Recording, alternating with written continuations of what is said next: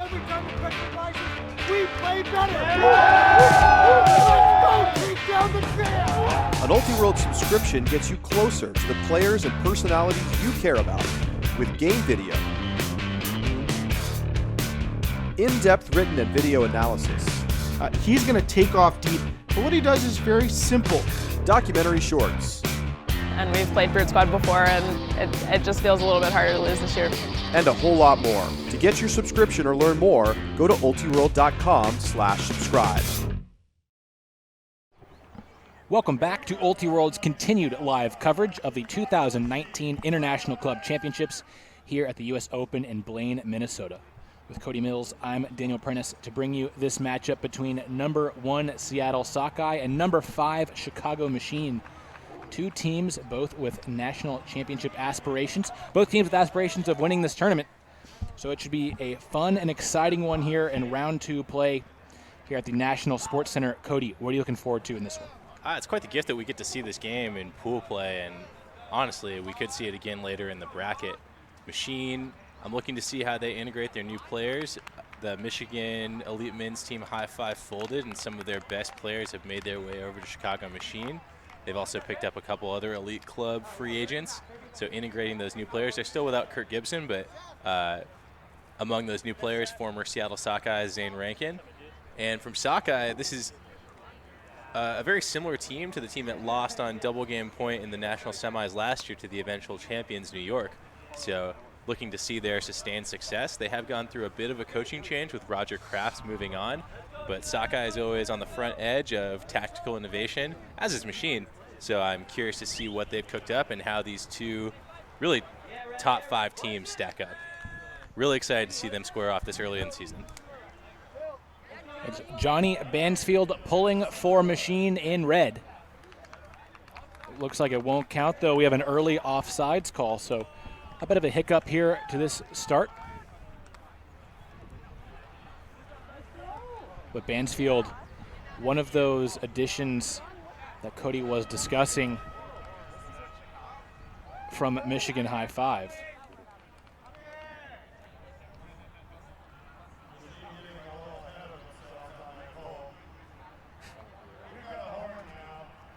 So after that false start, we should get going here. Bansfield will once again go for the pull. I think he's probably glad to get that one back. It was sailing well out of bounds. And this one, much better, going to drop dead center in the front of the end zone. So Sockeye starting on offense through Simon Montague. Montague goes underneath to Phil Murray, and then he hits a wide open Matt Rader. Rader hitting another open cutter downfield and Jacob Jannon. So Sockeye very early just outside the end zone and drops it back to Montague.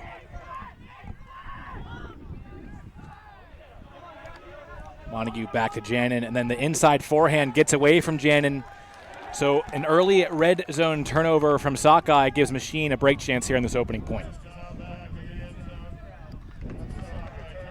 You saw Sockeye come down in the vert stack. Machine tried to flood the lane with a couple unders in a clam diamond set, but Sockeye worked through it right down to the end zone, and just Jannon tried to force that inside flick a little bit into the wind, and it popped up.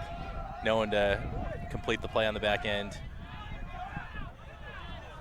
We get to see the influence of Bansfield right away as he's the one to pick up.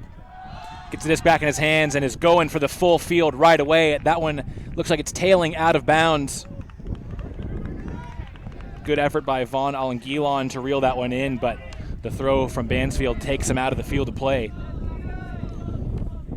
So Machine able to flip the field at least with their first D-line possession of the game. It'll be Dylan Freechild picking up for Seattle Sockeye.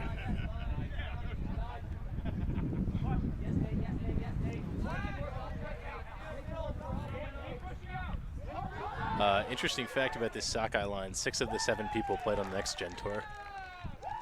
Well, it doesn't help them there as we see that throw from Murray pop up and get intercepted. Machine takes advantage of the second opportunity to get the break. Short field opportunity this time. They convert break on the first point of the game. Yeah, a couple throws pop up in the slight upwind there from Sockeye. Machine able to capitalize on the short field. A cross-field flick just catches a little bit of a gust. Peter Graffey there to D-up Trent Dillon and flip to Walden Nelson for the score. Graffey, another new player to this Machine roster. Formerly of Madison Club, I believe. So quite the collection of elite talent here for Machine. They also picked up Tim Schock from Boston Dig, as well as Joe White and Keegan North and Johnny Bansfield, who you mentioned earlier from High Five. Paul Arders as well. Really just, I mean, Machine won the offseason, I would say, in the men's division with a number of pickups, really immediately becoming national championship contenders. Adding so much high-end talent that I think many expect will play pretty major minutes for this Machine team on both lines. Truly the LA Clippers of the men's club division.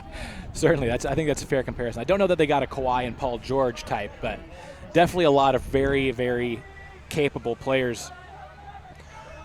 Joe White's pretty good, man. He is pretty good. Machine out in transition junk again. Looks like 2-4-1, kind of a look that Sockeye is known for. Kassedner hitting Freechild net underneath. Machine hits their transition.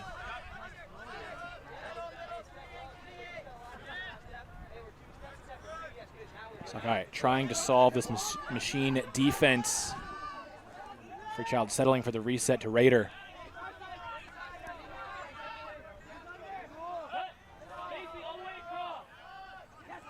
And there another turnover. That one blocked by Ross Barker. So this Machine D-line winning the early battle in this game. They have another chance to break. And much like we saw from Revolution last game, Machine doing a really good job of helping off of dead cutters even after their junk transitions out. Seth Weaver resetting to Arders. Arders with the give and go to get to the other side of the field. Graffey with it now on that far sideline. And that one gets away from him looking for Weaver. The throw pops up on Montague. Caught just in bounds by Zachary Golson. And now Freechild looking to the end zone. That's completed. Bryce Dixon with the score. So Sockeye offense doesn't look exactly crisp there on that second point, but they do get the hold.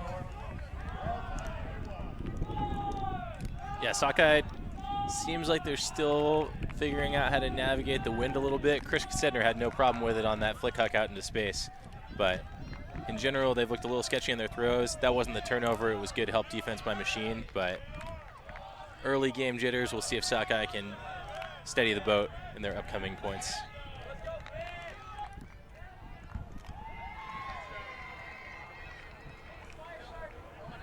And they will get their first chance to get a break. So they send the D-line out for the first time. Yeah, so we'll get our first look here at Machine's O-line.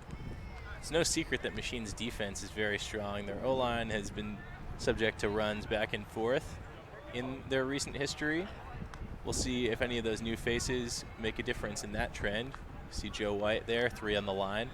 And, of course, Pavel Janis at 4. Pavel Janis, one of the best huckers in the division, both in the AUDL and in the USAU circuit. They like to start him downfield and give him the disc in his hands so he can huck in motion. But he can statically huck as well. Christian Foster, another strong puller.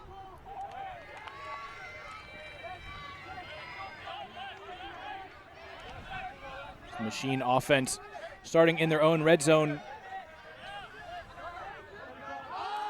Looking for it all right away. That one unable to be tracked down by Giannis. Jack Shanahan throwing too far. So the huck not zeroed in. And Sockeye will get a chance to get that break back. It's Ben Snell picking up for Sockeye. He hits Billy Katz on the reset. Right back to Snell. Trent Dillon able to beat Joe White underneath. That should be a fun matchup. Watching those two go toe-to-toe.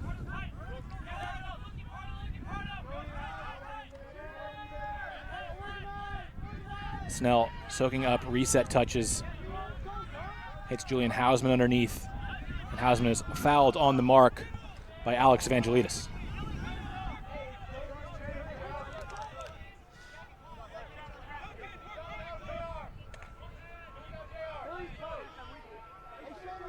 Disc back in play.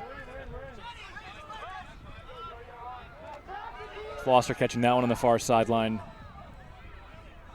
Hits Snell, cutting strike.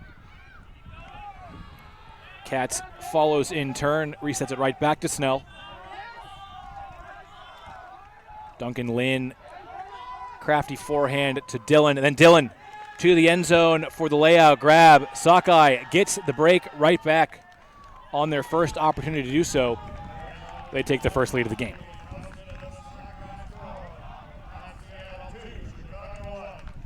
Clinical small ball from Sockeye off of the turnover.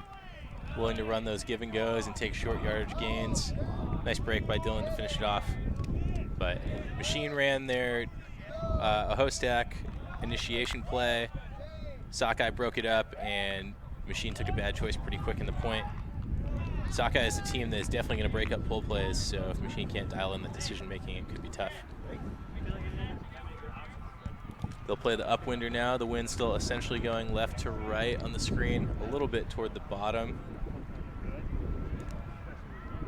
A little bit windier, I would say, than our previous round game. A little bit. We'll see what Christian Foster is set to pull here for Sockeye, one of the best pullers in the men's division. And it's a nice win for the OI backhand pull. He has a good one. We'll see if he can pin Machine deep. Yeah, we saw Bansfield, who had the opening pull in this direction, make that adjustment off of the outside, go back to the IO backhand pull.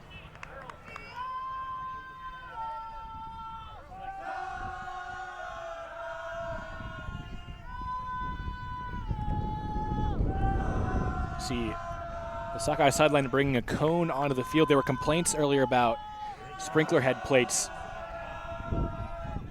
being visible and potentially dangerous on the field. As you see that big pull from Foster, it rolls out the back. Yeah, that's good work from Foster. Too sharp an angle to comfortably catch. Rolls it out the back. Give Machine the full 70 to go for the goal. And it's Giannis starting the offense this time for Machine. It's a wide open Evangelidis underneath. Joe White able to swim underneath to get open there. Now unleashing a big forehand downfield, looking for Shanahan. He gets up and makes the catch. Impressive grab by Shanahan. Machine just outside the end zone, and there they punch it in. Evangelidis finding Zane Rankin. So Machine takes a lot of the yardage on that huck from White. They capitalize, get the clean hold. Yeah, good strong shot from White into the wind, but I think if you're Sockeye, you're pretty happy with that defensive possession. Effectively, Machine came down with a jump ball and flipped it in. Joe White definitely loves his flick huck in the wind. We saw that in his college season when he was playing with Carlton Cut. It was a huge upwind thrower for them. Unleashes a bomb there. Jack Shanahan able to body out Billy Katz, catches it with his left hand, which is the appropriate thing to do there as he's bodying Katz under the disc. So he puts his shoulder width between the high point and Katz. Good fundamentals for anybody watching at home.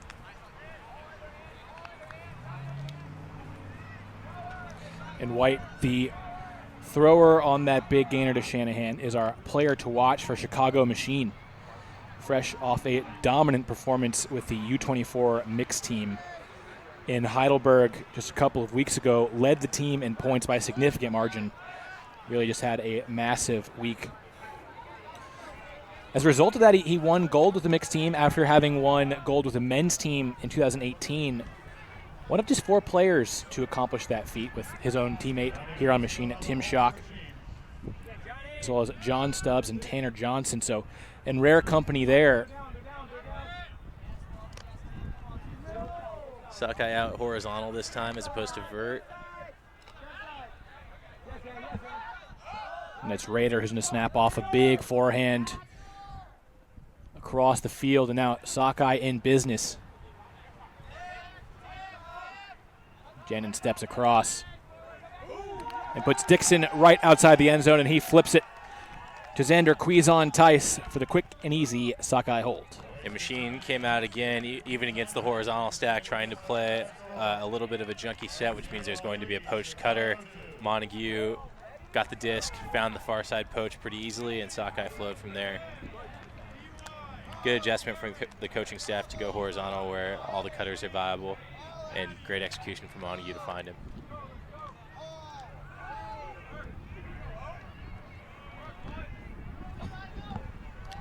So crisp offense from Sockeye after the miscues in the first couple of O points.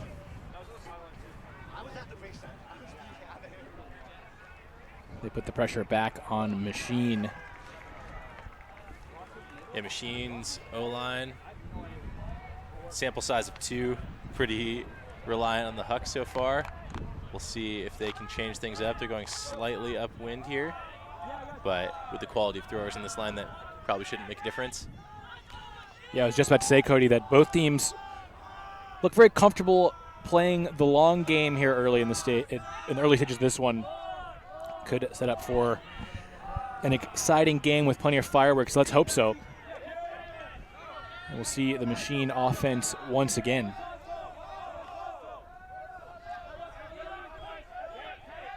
Kyle Rutledge getting that reset. Joe White with it now, right back to Pavlianis. White is streaking deep. The throw does not come, though. Quick exchange between Giannis and Rutledge.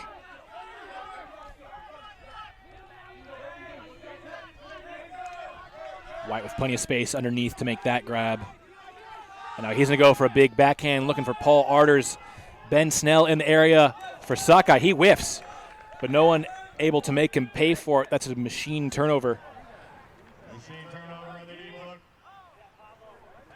Arders the intended target. Garrett Martin catching that underneath. Reset to Eli Friedman. He hits Billy Katz. Katz going to go for a big backhand, looking for Snell. Arders looking to get a little bit of revenge, and he gets a piece. Impressive ups and elevation from Paul Arders to get that block. Initially, I thought it was going to go over his head for the easy grab for Snell. Yeah, I think Snell had the same read as you, but the disc dropped a little bit. Arders able to get in there and make a play. So Arders able to save the misread on the other end with that impressive block. Machine has their second chance at the hold here as a result.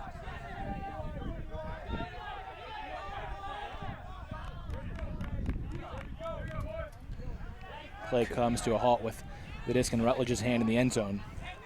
Speaking of U24 mixed gold, Kyle Rutledge, recent U24 mixed gold winner, following his senior year at Northwestern. Yeah, not the season Rutledge wanted with Northwestern. They were a team that I think a lot of people expected to make nationals last year. Kind of a rough year for them, but Rutledge still very much a very talented individual. And you're seeing that with the role he's playing on this Machine O-line right now.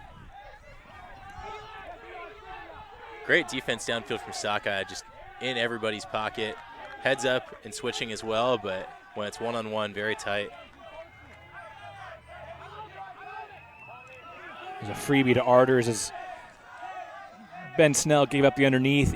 Evangelides rising up for that one. He's going to fake the big backhand. White with it now in the backfield. He resets to Yitting Howe, who finds an open Arders. Machine finding a little more space downfield now after struggling through the early moments of this possession.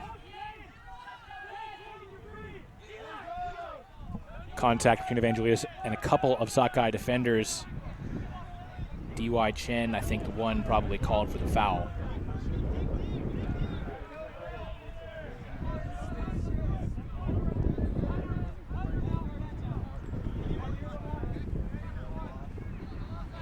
Friedman just about set to get this disc back in play once everyone is set.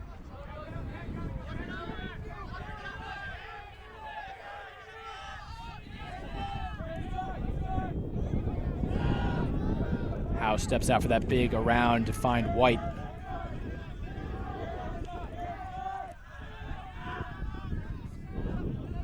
High stall reset is completed. Giannis and then continues to Arders. And Arders to White for the long hold. Machine had to fight for it. They get at the end to tie this one back up. Yeah, fair play by Machine. Sockeye was playing really tight defense all over the field, but Machine able to execute over and over again under pressure to grind it out and eventually punch in.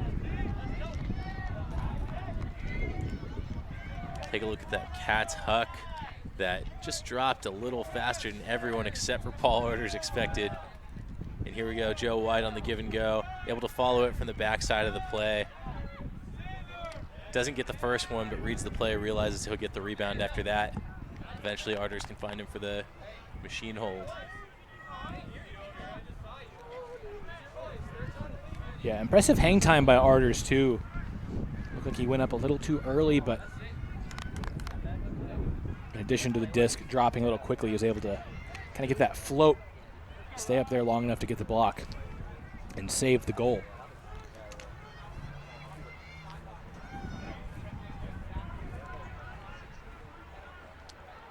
Simon Montague talking to the Sockeye O-line. Surely addressing the junk looks that they've seen from Machine so far and how they want to counteract those. Bansfield puts up the big OI, difficult catch.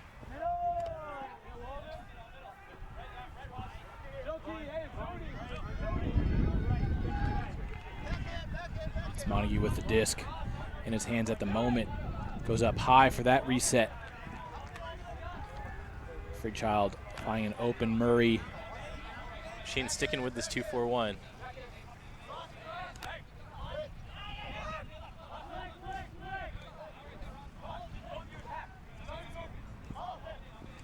So far, Sockeye able to work their way through it pretty comfortably. Quick disc movement now, sees the disc in the hands of Quizon Tice before he drops it back, and then the hammer to Montague.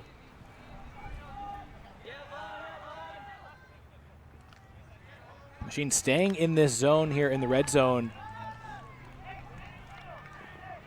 Trent Dillon back to Freechild, and then Freechild to Quizon Tice for the score. Impressive zone O from Sockeye.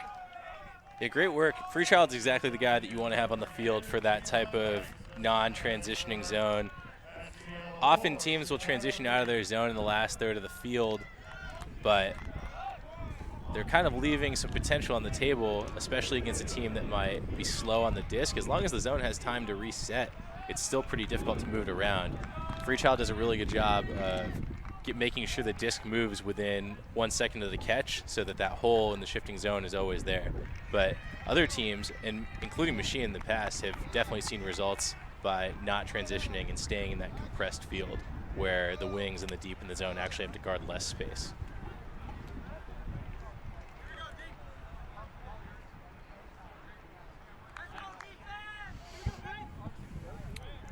The Machine offense back out there. Broken on their first point of the game, but have been able to hold sense and keep this game on serve. Both offenses adjusting, I think, to those early miscues. I was impressed by Machine's willingness to grind through the short gainers on their last offensive possession and move all the way up the field. We talked before the point that in their recent history and in this game that they'd been a little reliant on their deep game, but that was a nice dimension to their offense that they showcased. There's another big pull from Foster. Machine will have to work out of less than ideal field position. Evangelidis working hard for that under, quickly finds White.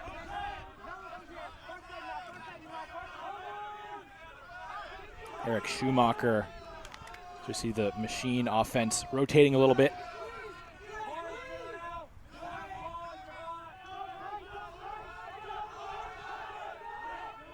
Rutledge able to get low to find Michael Pardo.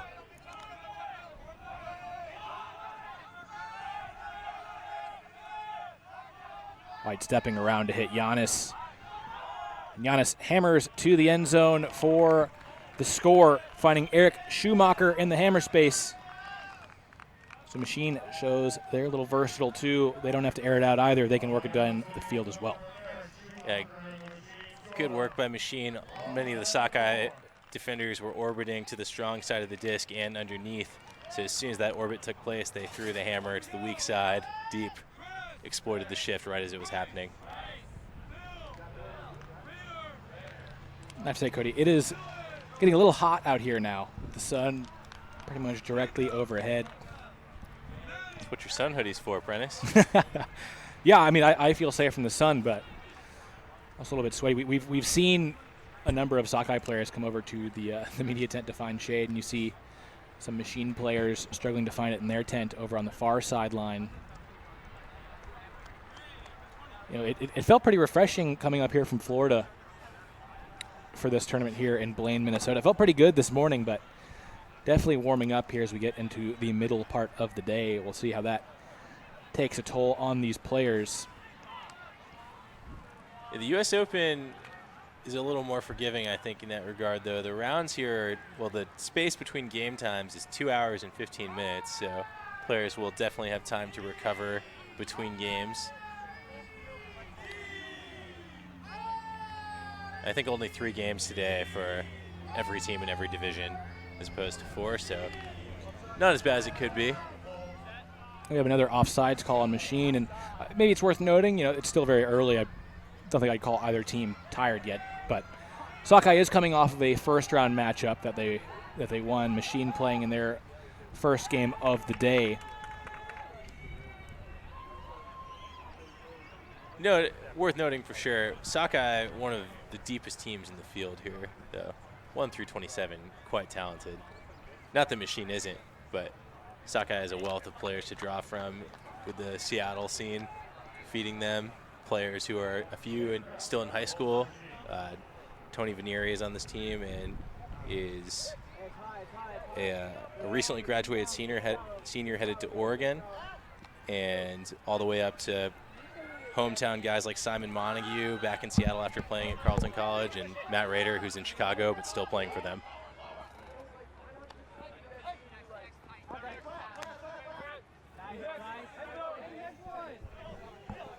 Sockeye quickly out across midfield. And now get it to the very middle of the field. It's Janin able to hit Kosednar past a big layout from Jeff Holm.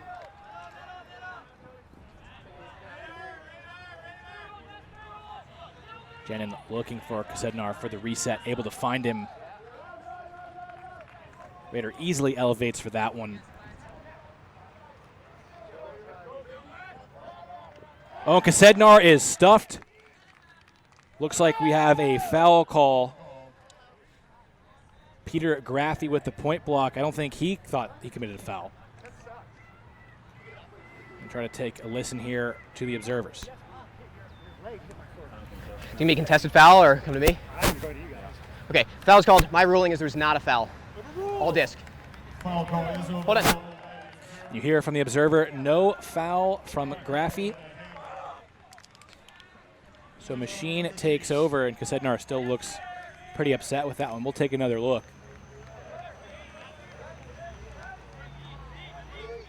Cody, what do you think? That looked pretty clean to me. It sounded clean in real time, too. The observers agreed with you, so Machine has a chance to break. They already have one in this game that came on the first point of the game. Joey Kennedy dropping back that reset to Stefan Mantz. Big bendy forehand from Nathan Goff. But that one ends up on the turf. That was always going to be a tough catch for Jeffrey Weiss. Strange decision by Goff. And Kosednar unmarked, looking to the end zone, just past the bid from his cutter downfield, Bryce Dixon.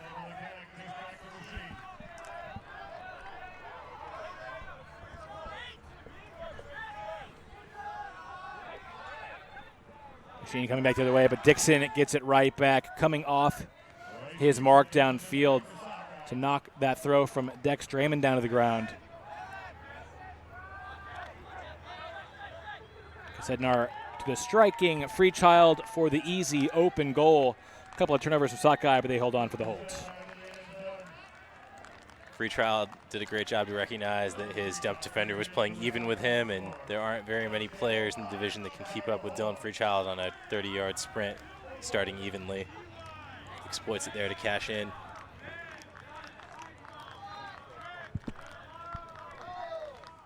Similar to the way that Joe White scored from behind the play in this end zone, going toward the bottom of the screen, taking advantage of that off dump defender, not the primary dump, to score up line.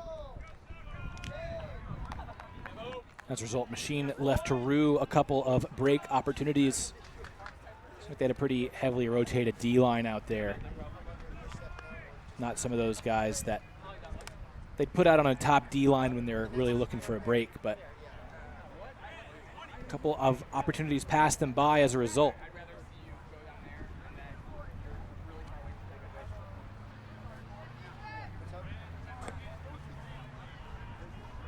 See Coach Andy Nielsen out there talking to the Chicago O-line.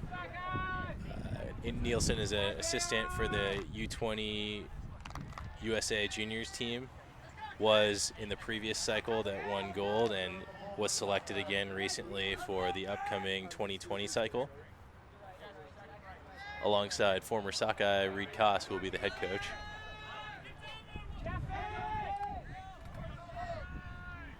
Another big bendy pull into the end zone. I think we're going to have to get used to seeing that. That's great work. Machine starting 10 yards deep in their end zone right now. So Christian Foster really earning his hypothetical salary. It's Rutledge in his own end zone where he's been for quite a bit in this game. It's Arders with it now.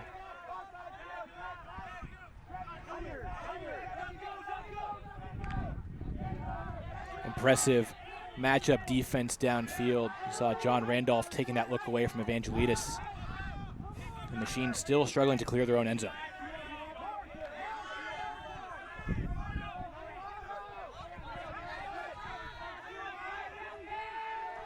Shanahan with the disc.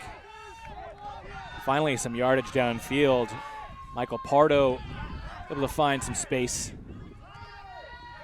Evangelides beating Randolph underneath this time.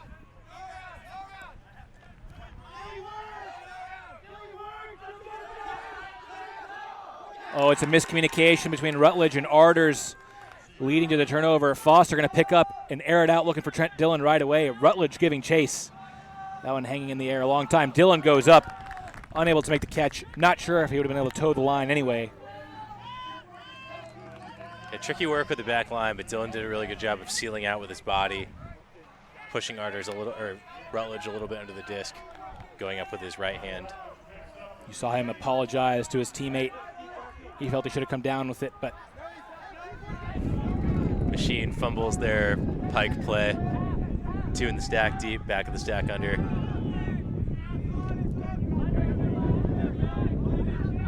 Arders surveying the field. You could tell he was wanting the big throw from the moment he got the disc. He's looking for how downfield. It's hanging up for days in that wind.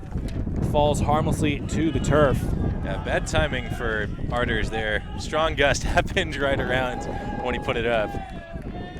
Yeah, big gust held that one up in the air seemingly forever. Sockeye is really playing outstanding defense right now. In addition to being physically fit and fast downfield, their handler defense is outstanding.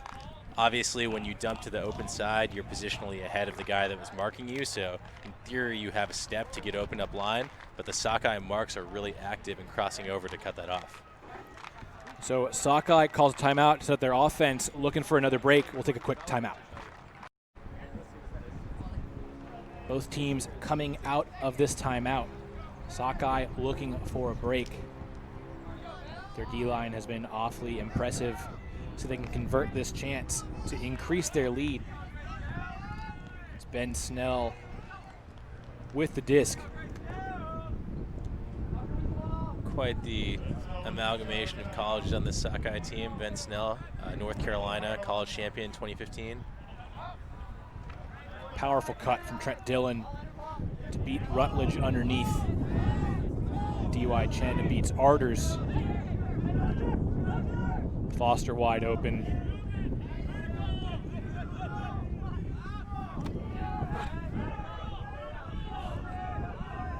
Duncan Lynn hits Snell on the little up line, a little too tight. Snell unable to make the catch.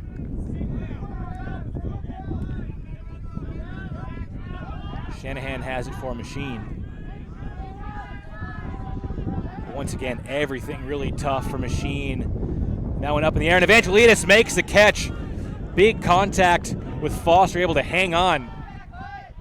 And now Rutledge wide open in the end zone. So after the impressive grab from Evangelidis, it's quick for Machine. And they're able to get that hold.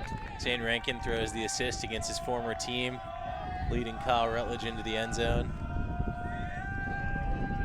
And Rankin with a goal in this game as well, so he's finding the stat sheet early against his former club. But again, the pressure from Sockeye is there. They almost got the block on Evangelidis. You can see it's a really close play from Foster. No malice in the contact, but certainly contact. Evangelidis going up so strong to make that catch. No fear of the contact.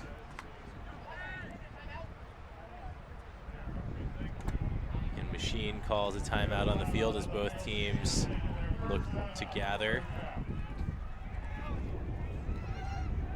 So 5-5 through 10 points. Each team has one break.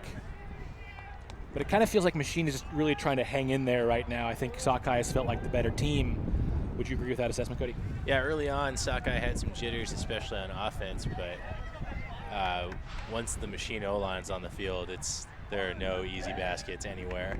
Sockeye is really making them work for every pass, and on the flip side, Sockeye has really steadied themselves on offense, and their decision-making has been pretty strong. In general, I think for the last 3 years, it'd be fair to say that Sockeye, with their depth of talent and strong system, the only team that really gets turnovers on Sockeye is Sockeye. And they've so far been locked in on their decision-making absent the first few points.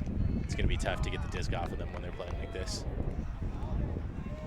And perhaps that's why Machine called that timeout. I think sensing, being on the cusp of falling behind in this game, try to lock in that defense that they saw success with the first couple of points. I think Machine still has a puncher's chance, obviously. Oh, absolutely. Tie game on serve. Yeah, especially because in the past we've seen Machine upset Sockeye at Pro Flight in 2017 by playing junk looks that tested Sockeye's patience and eventually got them to throw the disc away.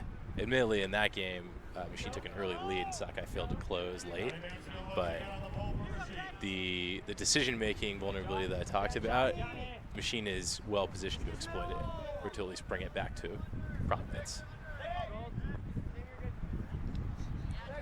See, Montague puts the hand up to signify the stoppage due to a pick. The classic pike play, front of stack deep, back of stack under, trying to get the disc in Freechild's hands.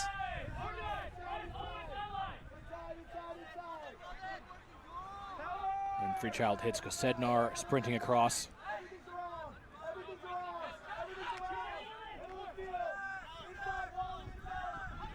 Montague with that big looping fake.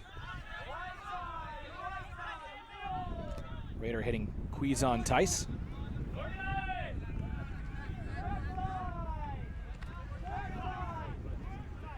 Freechild marked by Bansfield.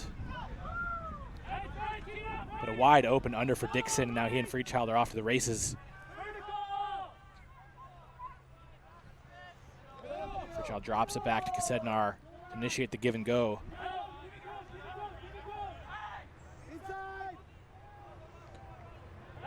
Quizon Tice just outside the end zone.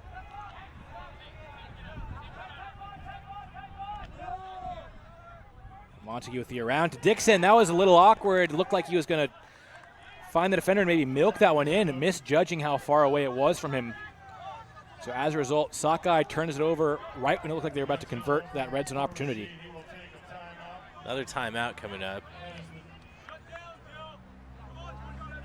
A curious play from Dixon. I don't know that he could have gotten there if he had run through it the whole way. Perhaps not a timeout. The observer seemed to make a tee.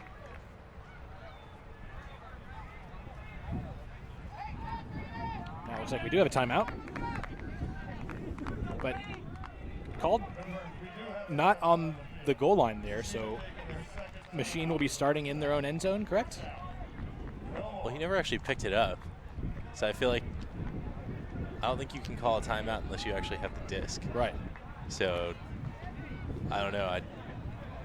Maybe they just talked about it, but I feel like it's an invalid timeout until he picks it up. And if he had picked it up and called timeout right there, then yes, he would be there. But I think it was on the ground.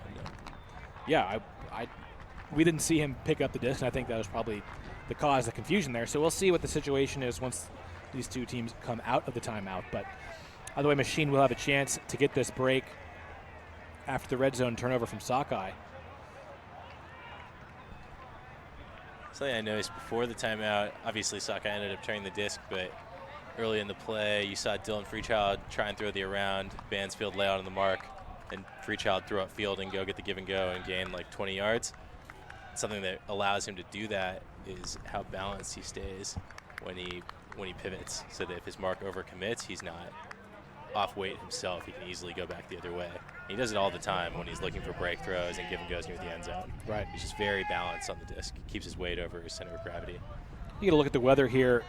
We've mentioned the heat and the wind so far in this game. I would guess that it's a little bit warmer than that listed 81 degrees at the moment. At least it feels warmer than that. So we see Machine coming back to the way, a sliding grab from Tim Schock.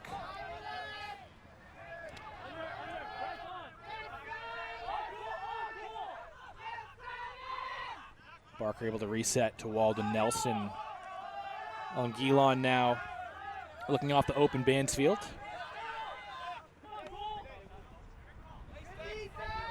Nelson comes underneath for that one. A pick call will bring play to a stop, but I think Nelson's going to be able to keep the disc here. Disc is back in play.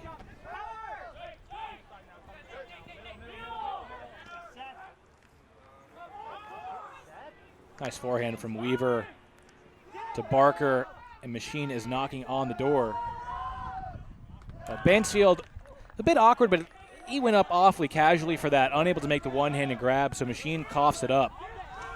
And now Monty going to be wide open here as Sockeye looking to fast break the other way. And that one popping up in the air to give a couple Machine defenders a chance at it, and that one's knocked away by Goff. So both teams showing some laziness in the red zone. Yeah, both a little cavalier with the disc. I think no matter who scores this point, the other side will go off kicking themselves. They both knew they had a shot. Bansfield secures that one with two hands. Now has to go for a big backhand, looking for Barker. Raider in the area, Dixon giving chase, and Dixon takes it away from his own teammate. Barker didn't look like he ever really had a chance at that one. Once again, the Machine transition defense leaving a little to be desired.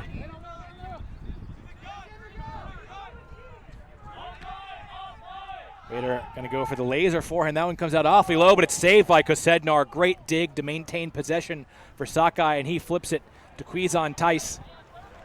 And he's ruled to be in the end zone for the score.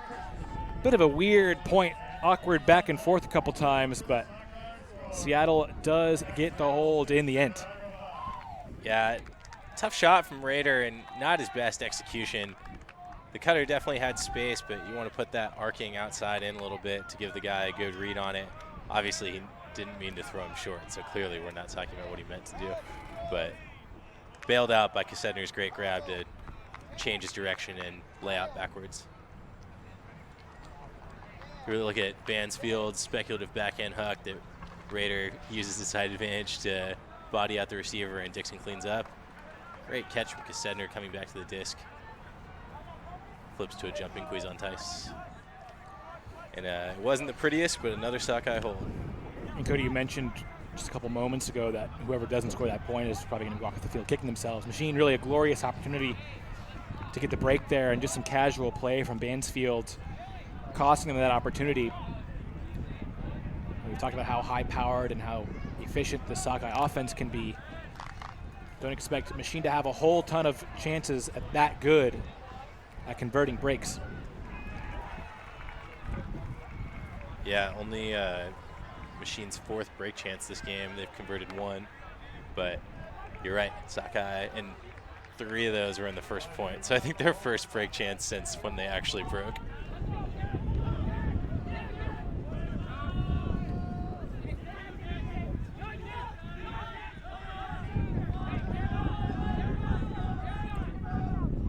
It's a zone from Sockeye. Evangelides is fouled on the throw. Thomas Kolchak knew it right away.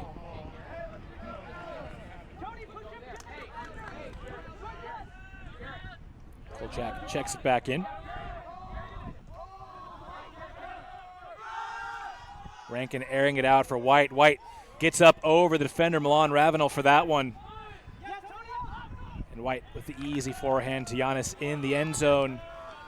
So Joe White shows what he's capable of offensively. The ups there to make the grab over the defender, and then the easy little flick to the end zone for the hole.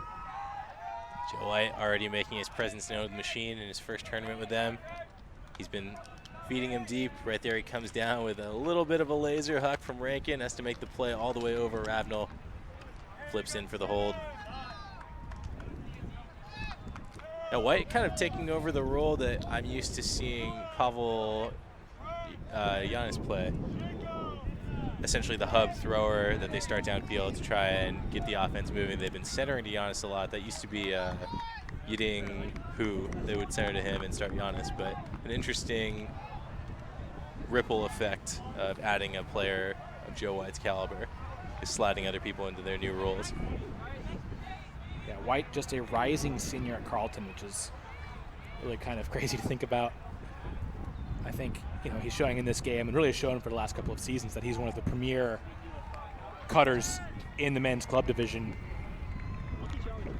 So a bright future for him ahead. Really the only thing that's held him back in his career is his health. Yeah, he's played so much Ultimate over the last few years. His body's been banged up a little bit. You saw him, he missed out on regionals with Carleton this past college season. I think, you know, Carleton shockingly missing out on nationals this year. I think it's a pretty safe bet that they don't do that if Joe White is at full health. Certainly far less likely. Machine zone transition after 3 throws. Well, they're calling their transition word, but their wall doesn't seem to have the memo yet. But now Janin is the target of the end zone, but that one is snatched away by Goff. That's what Machine's looking for, a rough decision in transition. So chalk one up for the game plan. Goff has had a couple of nice track down Ds in that end zone. Catch under pressure there by Graffy. Mance to Nelson, gives it right back. Mance eyeing the forehand, looking for Holm downfield. Montague loses his balance a bit. Holm able to make the catch as a result. Machine once again in the red zone looking to break.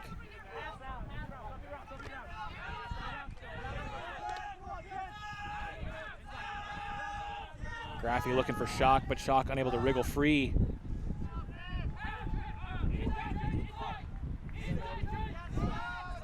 Stagnant from Machine. But Mance able to hit for the reset, and then the throw to Shock from Weiss for the score. So there it is. Machine finally capitalizes. They get the break. They're going to put themselves on the verge of taking half here.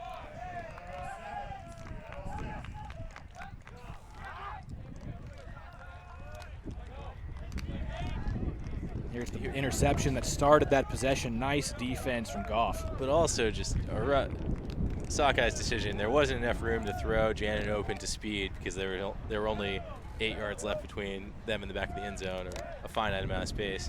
And you can't hang it up when it's Goff, who I believe is 6'4", against Janin, who's 5'9". You're asking for a turnover with that decision, which is exactly what we talked about. So credit to Goff for cleaning it up, but Sockeye didn't set themselves up for success there.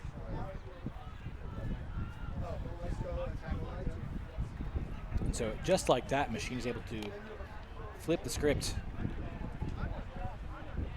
And on this D point, Joe White crosses over to the D line. And Alex Evangelides, who's been, I think, a little bit both ways, but has certainly played some O points. So Machine stacking a little bit for this slight upwind, maybe, with some of their more experienced throwers.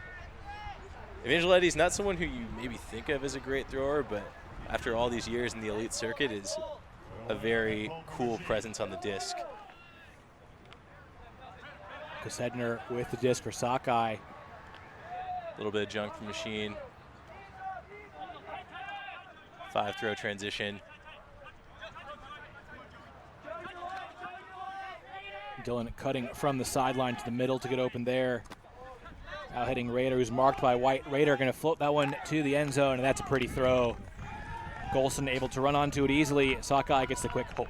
Yeah, beautiful edge from Rader to fade that into the back shoulder space. A lot of players will put that flat out into space, which makes it more of a foot race between the defender and the receiver. But Rader puts that back shoulder edge on it to fade it into the path where the defender isn't anticipating. Really throws his man out of the, or throws the defender out of the play. You gotta love to see that from Matt Rader. Obviously a huge threat in the deep space as a 6'4" athlete, but if he can come under and feed those throws in stride to other receivers, that's almost impossible to stop. So at 7-7, this point is for half. We'll expect to see some stacked lines from both teams here, I imagine. No new faces, it looks like, for the, well, Zane Rankin is over from defense for Machine's O-line on this point. And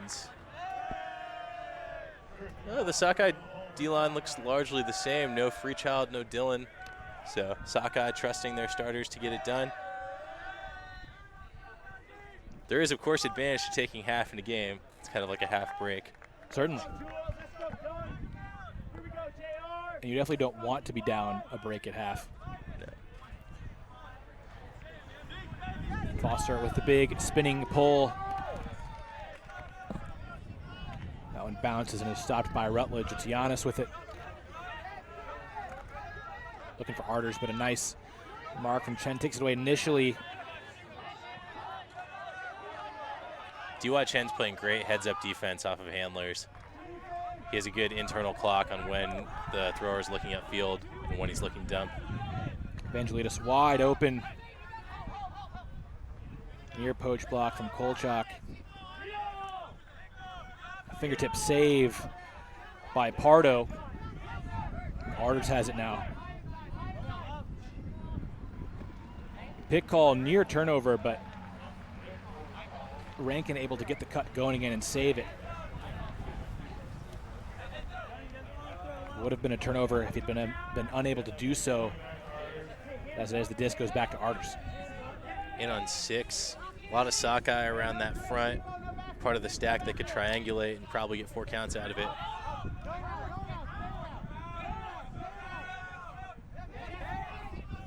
Rankin to Pardo.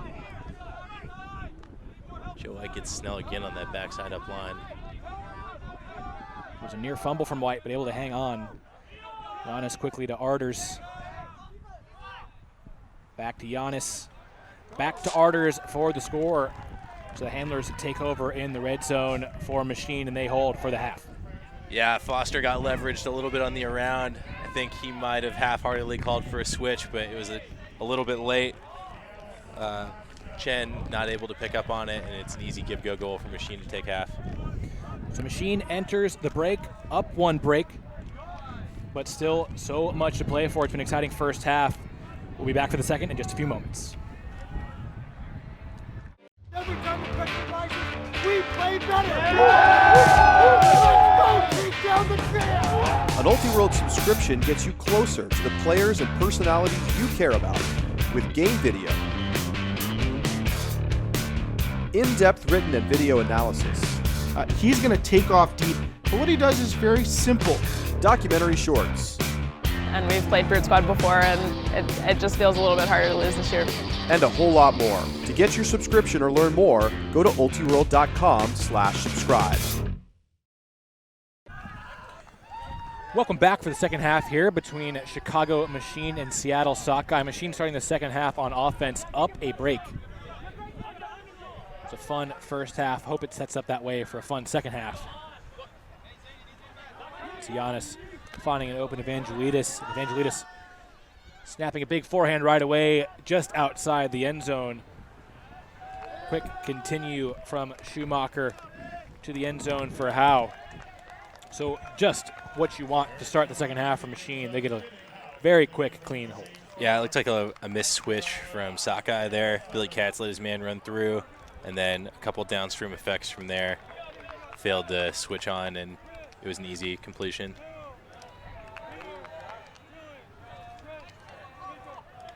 It was actually Katz. Yeah, sorry.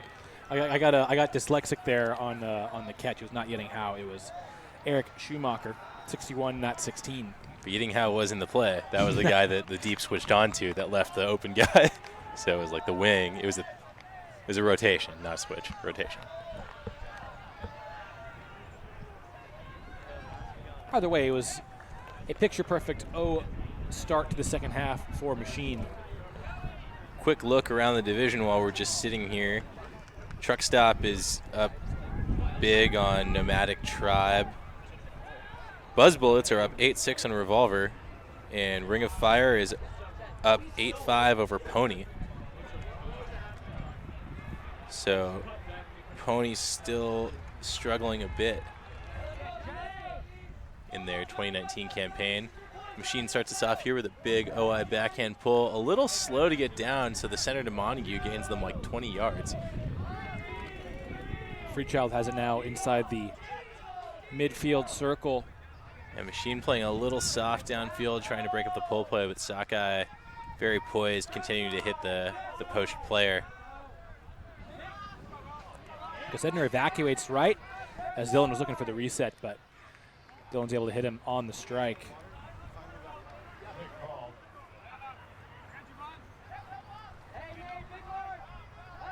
Sedner looking for Freechild in the end zone, and he elevates to make that grab. Impressive play by Freechild over Ross Barker. And then the emphatic spike. Yeah, Dylan living up to his nickname. Looked like he was going to holster then when you least expect it. That's when Spike still attacks. Yeah. Kassedner, seen that throw a lot today from various teams, throwing up the four-side sideline. Raider tried to throw this one earlier, and Kassedner does a better job putting it out, giving the receiver a chance to read it. Not as much space as prior attempts at this throw, so Freechild has to body out and make the catch.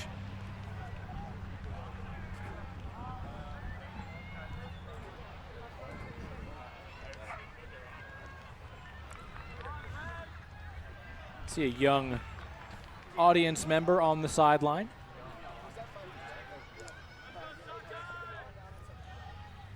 Not too much of a crowd here, but you know, it is Friday morning. I imagine a lot of locals probably have work or school. That's probably not school. It's early August, isn't it? Yeah, I don't know. I feel like some schools start in August, though. The back-to-school sales start in, like, July, so I don't know.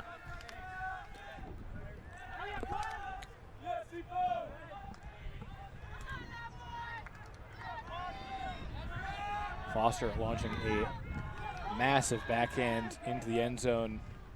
These pulls have been an asset for Sockeye, essentially forcing Machine to go at least 70 every time. He's been so consistent with them. Don't think he's thrown one out of bounds yet either. Pretty honest D from Sockeye here. A little bit of switching, but no set junk. You see John Randolph taking the Joe White matchup. Martyrs able to get a big chunk on an open under after the big fake backhand from White. Sockeye is in pretty tight match, but with opportunistic switching, and it's really a lesson in how defenders can help each other here. White wide open, and then the mark not able to get there in time, and Rutledge goes up under pressure. Big grab from Kyle Rutledge in the end zone for the Machine hold. Yeah, again, Machine holds, good offense, but you have to be pretty happy if you're Sockeye. There were pressure on a lot of those looks. as much as I was praising Sockye's ability to play tight D and switch, Machine was doing a good job to stay one step ahead of it and find the open look, like to Joe White here. White puts a speculative shot out into space for Rutledge against Golson, but Rutledge able to elevate and make the play. The U24 mixed teammates connecting for a goal. Rutledge has spent most of his time today in the backfield for Machine, but impressive athleticism to get up for that grab. So we have our first dog sighting here on the sideline at the U.S. Open. Dog on camera 3. He looks like a good boy. He really does. Appropriate for the North to have a husky.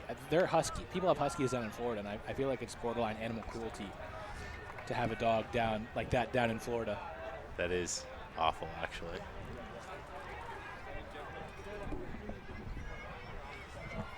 But back to the Frisbee that doesn't involve dogs. Graffi with the pull. Yeah, Graffi opts for the IO, even though the OI has really been carrying well with the wind. It's a bit of a quick drop that nets Sockeye the brick mark.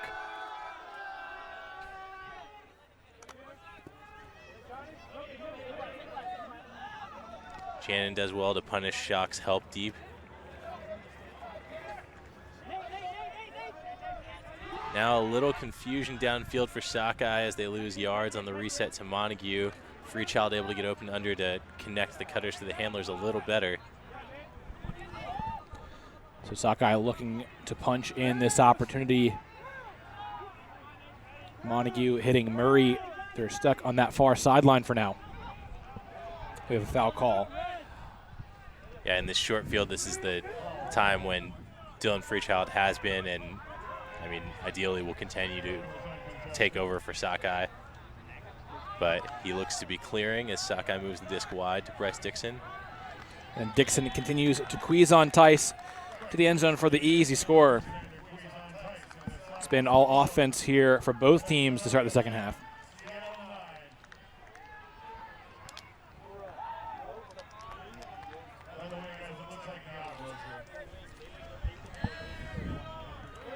Sockeye still in need of a couple of breaks, though. And that's not something they've been able to find since their first D-line point of the game. Take another look at that crisp red zone offense for the Fish.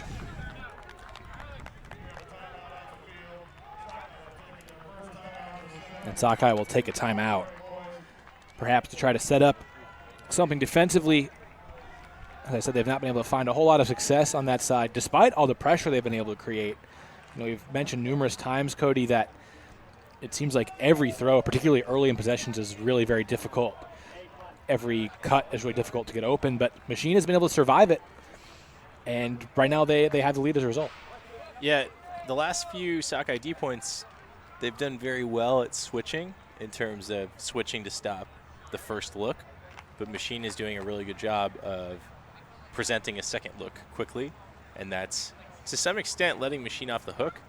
If Sockeye, I would like to see Sockeye try playing a little more honest and just, it's a little less sophisticated, but try and out-athlete them for a little bit, because Sockeye is very, very quick downfield, and if you get 90% pressure on 10 throws, maybe that's better than 100% taking away one and giving away the second option for free 10 times in a row. Not that one is the clear course of action, but we saw Sockeye make life very hard on Machine in the first half that way. So it would be interesting to try both looks. And Sockeye, their player to watch in this game is Jacob Janin. He's pretty influential early in this game, has been a little quiet since. But he was a member of the Next Gen Tour. Along with half of Sockeye. Big Seattle influence on that Next Gen Tour. He's been named the best chef on Sockeye. Yeah, Trent Dillon gave me some insider info before the game that Jacob Janin is the best chef on the team. Trent might be a little partial because they're roommates and he benefits from the cooking a lot, but he can make all kinds of international cuisine. He lived in Ghana for a year, so he can make Ghanaian food.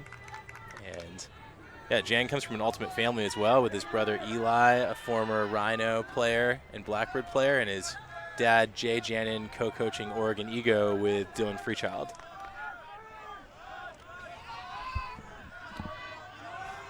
You see Arders hitting Giannis on that reset, and he gets called for travel. Cat saying he took a few too many steps there after the catch. Giannis doesn't seem to disagree too much.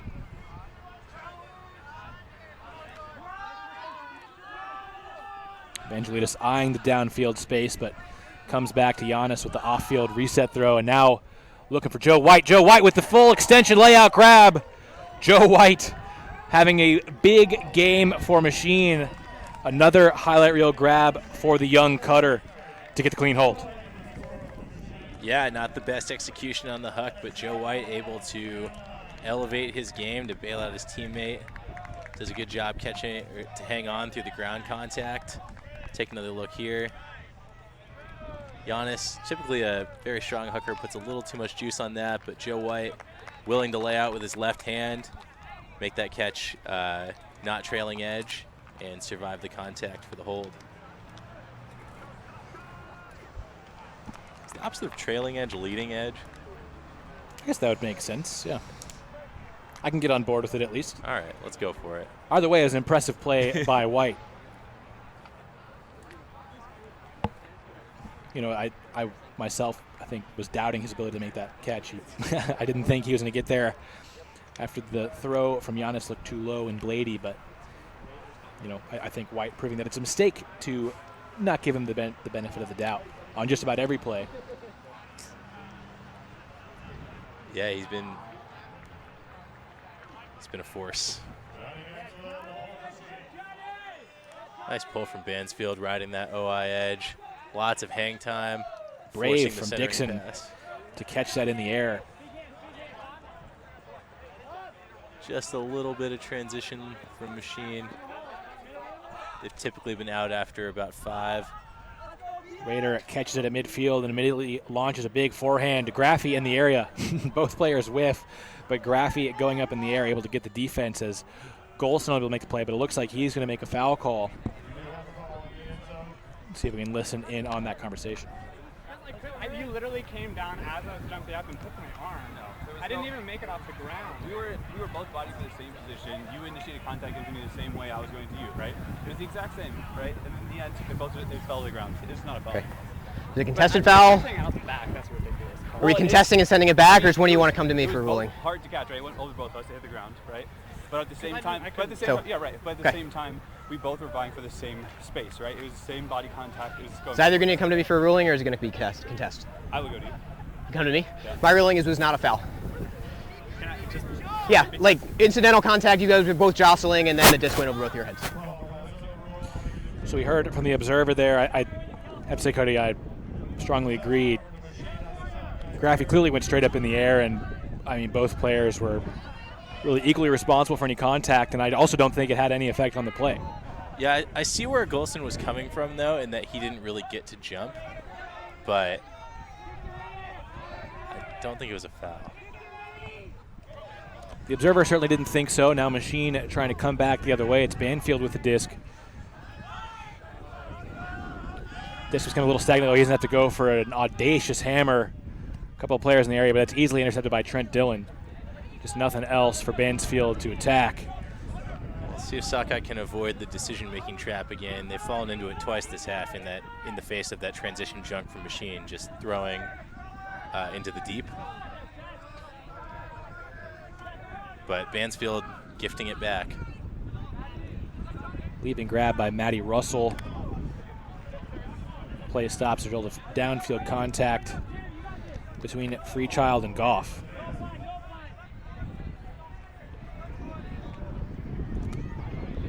Quick ruling from the observer saying that it was a foul on Goff. Freechild not too happy about it either.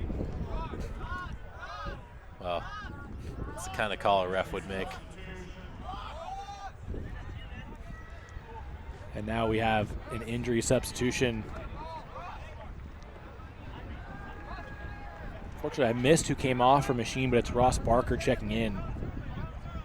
He'll be on the mark on Russell.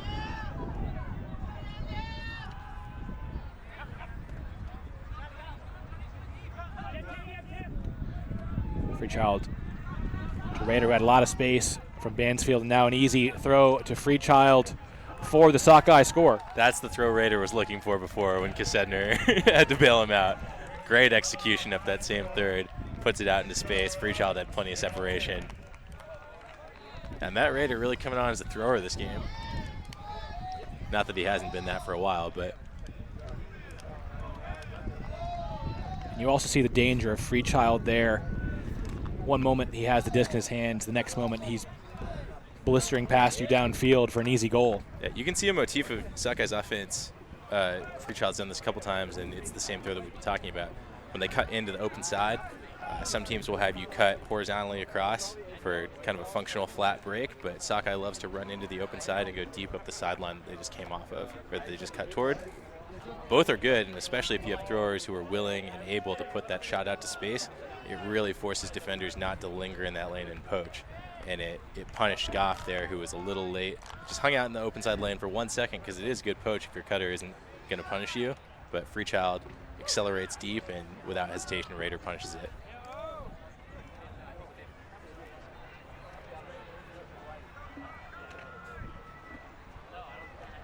So Sockeye D back to work. We'll see how they approach it. Machine made a great play to keep their possession alive last O point. You know, one thing for the Sockeye D line, we know that Foster is going to send down a great pull,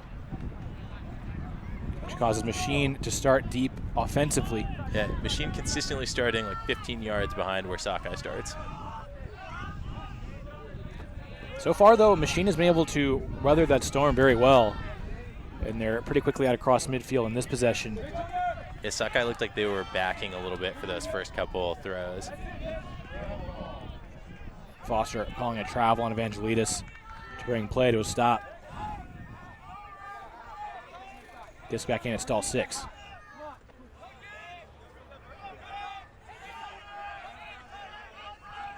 Giannis looking for the reset. Able to find White at the front of the stack. Arders over the top of the defender to get it back to White. Giannis quickly to Arders, looking for White, but a poach, block, interception, takes it away for Sockeye. Houseman with the play defensively. Now Sockeye looking to go quickly the other way.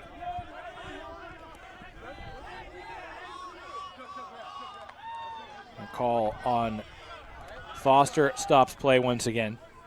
And nice work off the middle of stack from Julian Houseman, realizing that his cutter was pretty dead and that the obvious next pass was the upline. Houseman, the one responsible for the Sockeye possession, looking to air it out downfield, but that one too far for his cutter. Duncan Lynn gave it a bid, unable to make the catch.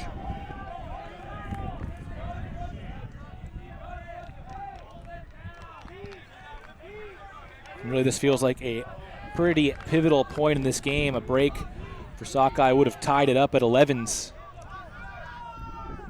They were wasteful with that chance. See Giannis put it back into play, breaks it to Evangelides, who immediately shoots. Airing it out long for Arders. Plenty of space to himself back there. Quick throw to White is awkward, but White able to make the play. And then wide open to Howe in the end zone. So Machine nearly gives it the break, but they're able to maintain their 2-goal lead. Both teams' D-line offenses have been a little sketchy with their decision-making this game. And in Ultimate in general, that seems acceptable because often in the modern game, your best players are playing offense, but both these teams are so deep and so skilled. There's no reason for them not to run real offense and make sound decisions on turnovers. So I wonder, I would like to be a fly on the wall of both huddles to see if Andy Nielsen and Dave Hogan and Mike Caldwell agree. But It's tough to watch.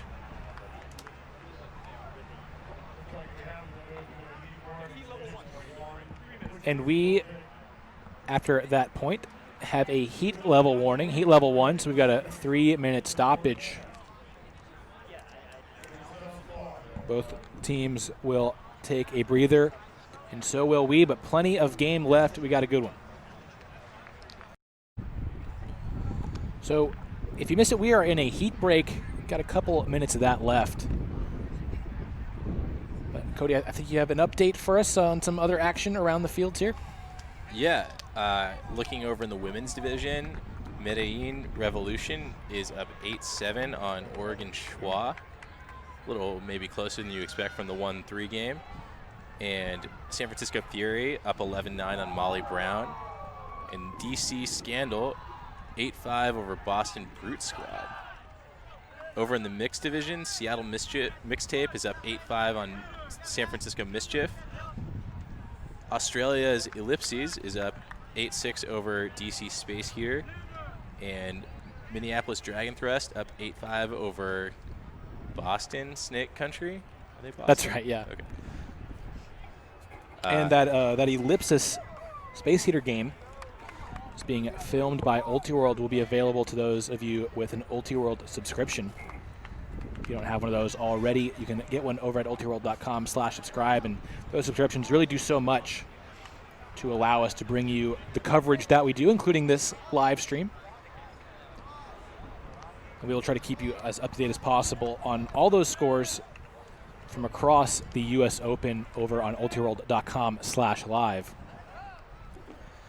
Here we're setting up for a good finish, I think, Cody. Machine up 12-10, but really been a very even game from the very beginning. Yeah, Machine, both teams have really settled down in terms of their offense. Both teams struggling to get turns on the other. Still a few, but for the most part, pretty clean offense against tight defense. Seems like just an all-around a quality game, a good model for any up-and-coming player to learn from.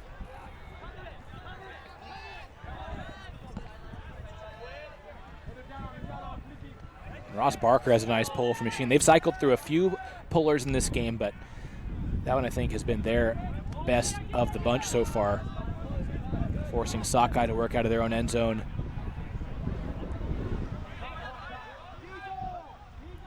And Machine a little switchy to start, trying to lock it down in transition. This is the moment that's made Sockeye turn it over the most, but they seem to be equal to it this time. Trent Dillon hitting Dixon. And Dillon, I would have to say, has been pretty quiet in this game, not had the impact I think you'd expect of a player of his stature. Yeah, threw the assist on the break, but his role has floated a little between offense and defense for Sockeye, and in a largely offensive game, he's mostly been playing D. He finds Montague there, works hard to get it back. That one pops up from Kassedner, but Dillon playing the every other game right now. Oh, and Dillon juggles that one, is able to hang on. Gets the extra yard. Montague with the air bounce to Dixon for the goal. Impressive O-line play for Seattle.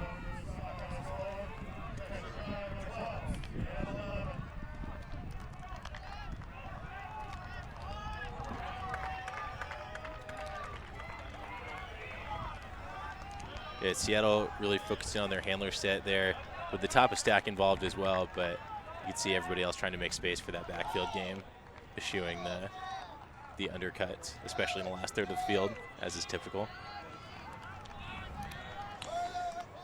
And Cody, we got a tweet from our own Keith Rayner. Says he feels like these Sockeye jerseys need a secondary color, a trim to make the gray pop. What do you think of the Sockeye grays? Well, Sockeye's done gray before, and on their old gray, the writing was in red. So I see where he's coming from. It's essentially like this, but with a smaller fish. Yeah, I do like the white lettering, I think. But yeah, I have to agree with you, Keith. Red somewhere in there would, I think, make it feel a little more complete. at least to fit the Sockeye identity. Yeah, I think something that was pointed out to me between games is that in addition to this heathered look on their jerseys, it's actually a heathered gray. The pants are also textured. So Sockeye really on the leading edge of Frisbee fashion. They'll hope that translates to a late comeback here, needing a couple of breaks late against Chicago Machine. Breaks have been hard to come by for both teams. Machine up 2-1 in that area. And also have that half break advantage, having started the second half on offense.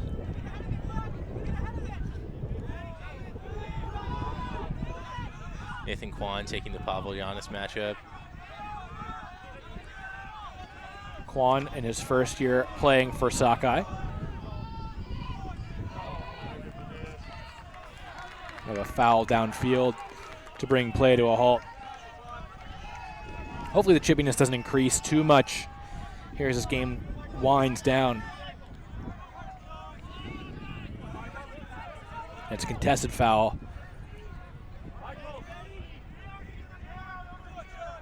Russell taps the disc back in play.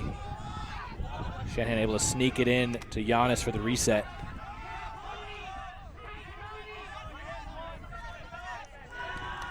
And tough handler defense, looks to have a turnover, but Russell called for a foul on the throw. But you see the impact Nathan Kwan can have in the handler space defensively. Locking up Giannis for those few seconds.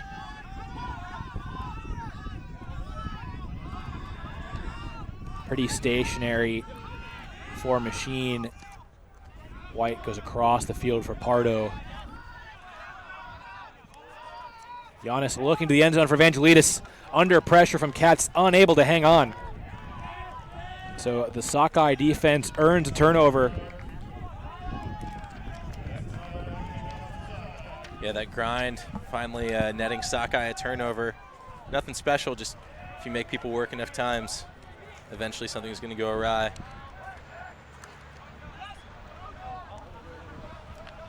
See if they can value possession on this turnover.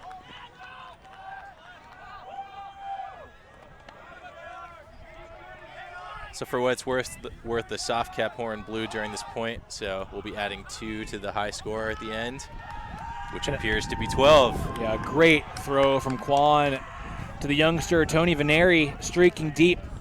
So Sockeye finally able to take advantage of these break opportunities. They level things up at 12.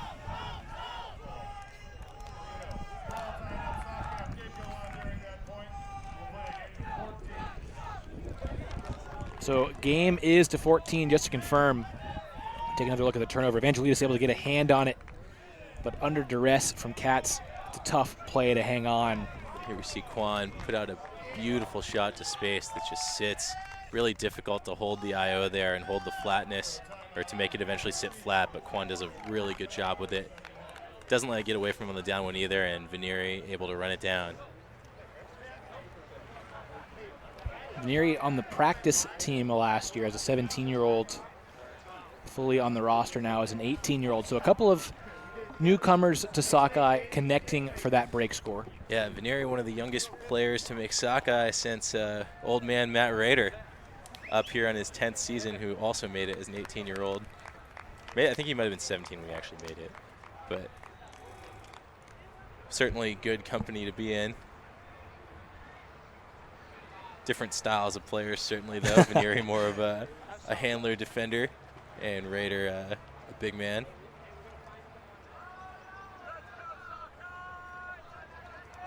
Yeah, that Seattle pipeline, it's a pretty nice one to have feeding into your club system.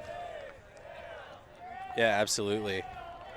Not certainly a representation, but there's been a lot of influx into Seattle that seems to have kind of eaten up the Seattle pipeline spots. I know we have on the team who grew up in Seattle. Simon Montague is from Seattle. Derek Morad, who's not playing this game but is from Seattle. Xander Cuisantais, I think Northwest School. Tony Veneri, Rader, and Randolph.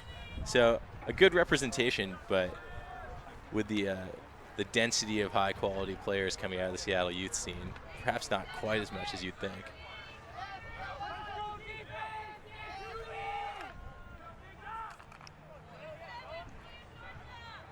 foster one of those transplants. And really, he's been one of the stars for Sockeye, I would say, in this game. He hasn't done a whole lot offensively, but his pulls have been some of the biggest highlights in this game. He's pulling the other way now after that break.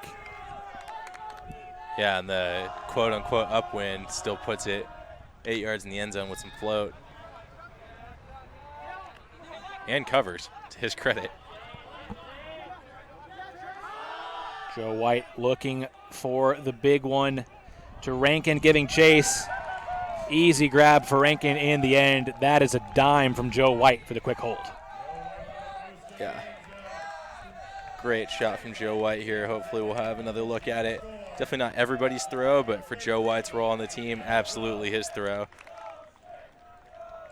You see Rankin set up that cut by coming into the break side a little bit to set up the horizontal width. The rest of the cutters are flooded to that forced sideline, which takes the stack out of the way and gives Joe White free reign to put it at whatever altitude he wants without worrying about the lane. And Rankin outreads Hassman, scores the easy bucket. Pretty nice game for Rankin against his former club. Oh, yeah. Zane Rankin, another U24 alumni himself, making big plays.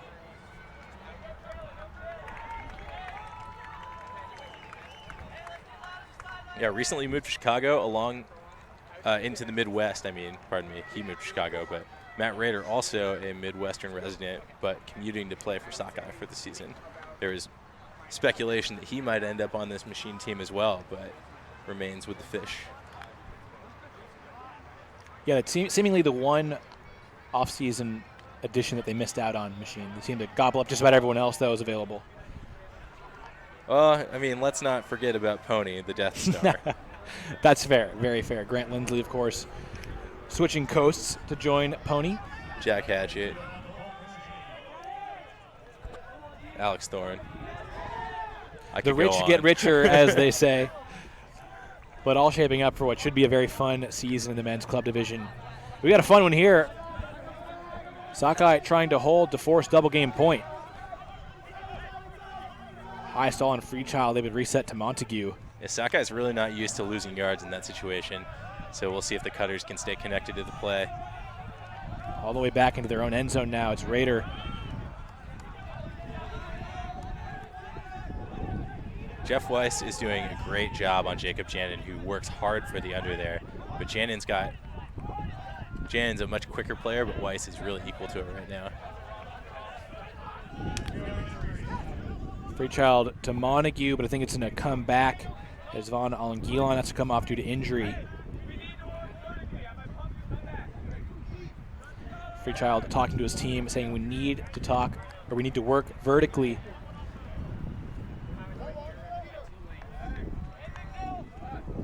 So far they've been able to survive this pressure from the Machine defense, but haven't been able to move it downfield a whole lot.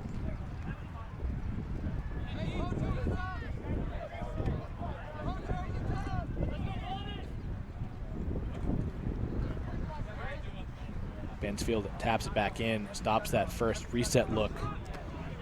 Freechild hitting Dixon further downfield.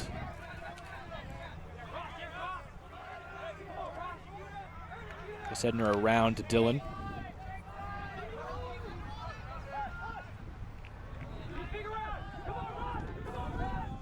Dillon to Dixon in the middle. Continue to Rader. Freechild to Janin. Sockeye working it down the field, looking for this hold. One that they have to stay in this game. Another call stops play. Disc in the hands of Trent Dillon. That one popping up a bit in the air. Freechild goes up and is unable to make the catch. Graffy makes the interception after coming back down to the ground, so Machine will chance to break to win this one.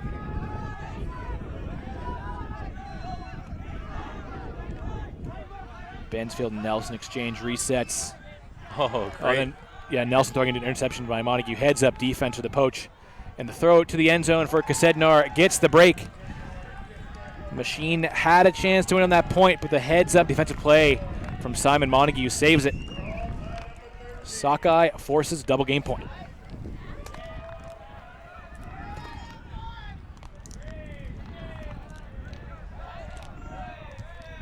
Yeah, Dylan's throw here gets popped up in that crosswind left to right. Graffy able to make the block, but Montague does smart. Tim Schuck's trying to clear down the sideline, and Montague just peels off of him, reads the undercut. Just confident put out to space there from Jacob Janin with Kasedner. That's the downwinder, so to put it into space, you usually want the edge up, which means the top of the disc is going to go to the wind, so it might get pushed down. But well done.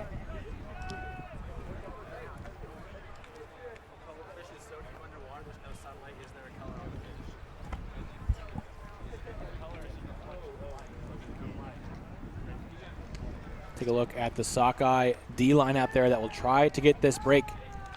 We do see crossovers for this D point, unlike the point per half. Well, it's pretty much just Dylan Freechild.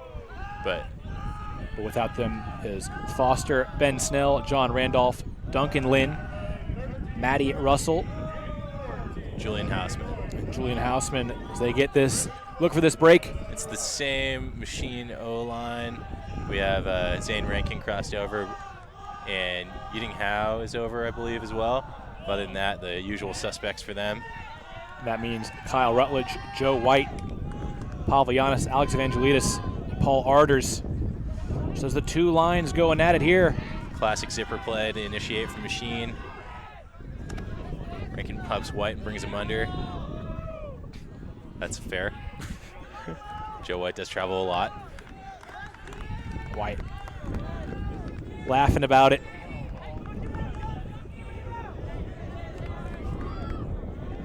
See, he's drawn the Freechild matchup. Disc back in play. White looking to air it out for Arders. Foster in the area, and a big bid. Gets a piece of the disc, a lot of contact. Great defensive play from Christian Foster. He comes up banged up on the play, but. Wow, that was, seems like he's walking, but crazy defense. Holding the back of his head. Take another look at this massive bid from Foster to save the game. Still hit Arders in the chest, but with the deflection, unable to make the catch. Yeah, Foster essentially dares Joe White to throw him back shoulder. Joe White says, okay. And Foster's just been given a blue card for that bid.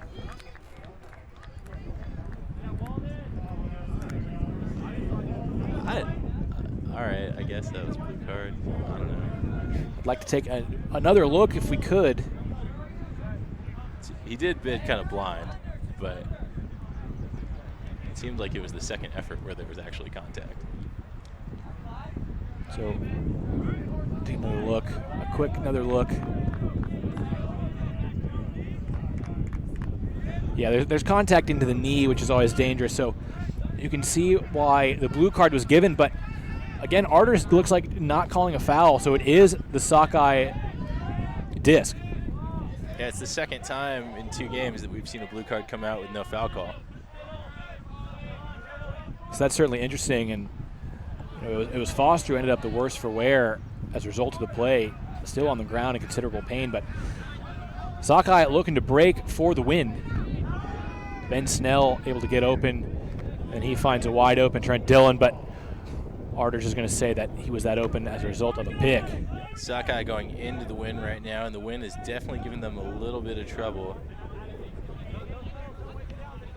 Gets back in play as Arders just catches up as a result of the pick. Freechild to Dillon, and Dillon, that one slips out of his hand, I think. Certainly not the throw he was looking for. He coughs it up. Machine able to come back the other way. Arders looking off White deep, now looking for him in the throw, and White was able to lose his defender, but the throw not there for Arders. Freechild committed his hips without getting his body in the way and was just dead to rights on that play if the throw had been reasonable. You could even hear him when it happened, but yeah. Joe White just got him to commit. And Freechild had a little celebratory clap after he saw the disc hit the turf. I think really just feeling a little fortunate on that one, that him getting burned didn't cost his team the game. So Sockeye takes over, and Ben Snell will pick up and call timeout. Yeah, I love Sockeye's aggressiveness in the last third of the field here. They're pretty egregiously fronting and just like daring Machine to throw over the top. And they've almost gotten burned on it twice, but might as well make them work for it. And credit to Machine for being confident. Like, Arter's throw didn't land, but Joe White threw a good shot. Christian Foster doesn't make a great play. I mean, maybe dangerous play. That's the game. Yeah, and I think Arters really want that throw back. I mean, White was very open. Tough to get the control on that blade, though. And so Sockeye with their second chance to break here on the final point of this game. Yeah, we'll see if Machine comes out with anything with a curveball off the dead disc. Sockeye will get a look at it, which is always dangerous. But they've gotten 2 turnovers this half off of transitions. 2 turnovers off transitions and I think 2 off the wind. So vert stack, not Sockeye's preferred look this game. They started with it, but they eventually opted for horizontal. It's Snell marked by Nelson to start. The inside they're a little behind. Freechild was able to adjust to make the grab. Looks like pretty honest for Machine downfield. Snell saw Dylan deep, decided to holster. Now it's in the hands of Freechild. Is that time in the game when some people tighten up and some people don't feel it? Got to look for it on the field. Breaks that were open before just don't seem open for some people. Dylan Freechild is not one of those people. So no, not a man lacking for confidence. Look for him to make a big play. It's Matty Russell coming underneath for Trent Dillon. And now cutting strike to get it right back. Freechild snaps that one to Hausman. In the hands of John Randolph. Back to Freechild. Snell just outside the end zone. Sockeye knocking on the door for the break to win this one. And Snell goes across the face to Matty Russell for the goal. Sockeye breaks. They avoid the upset and get the win over Chicago Machine.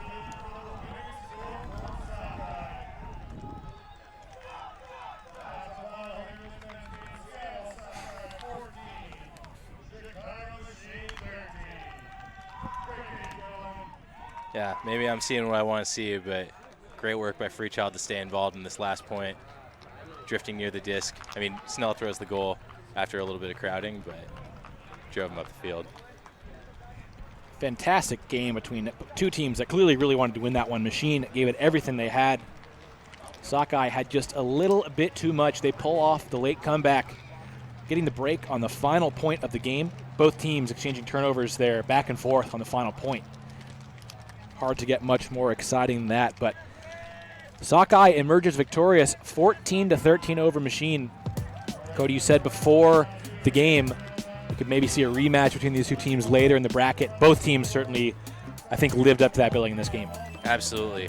2 high-quality performances. Obviously, both teams will take things away from this game they want to work on, but I think our thoughts were confirmed. These are top-tier teams in the country, top 5 at least. So wouldn't be surprised to see them meet again in the bracket. Well, it was definitely a good one. We have plenty more in store on ultraworld.com/live. Thanks for tuning in. Every time we touch the license, we play better. Let's go, take down the trail. An Ultiworld subscription gets you closer to the players and personalities you care about with game video, in-depth written and video analysis, He's going to take off deep, but what he does is very simple. documentary shorts, And we've played Bird Squad before, and it just feels a little bit harder to lose this year. and a whole lot more. To get your subscription or learn more, go to ultiworld.com/subscribe.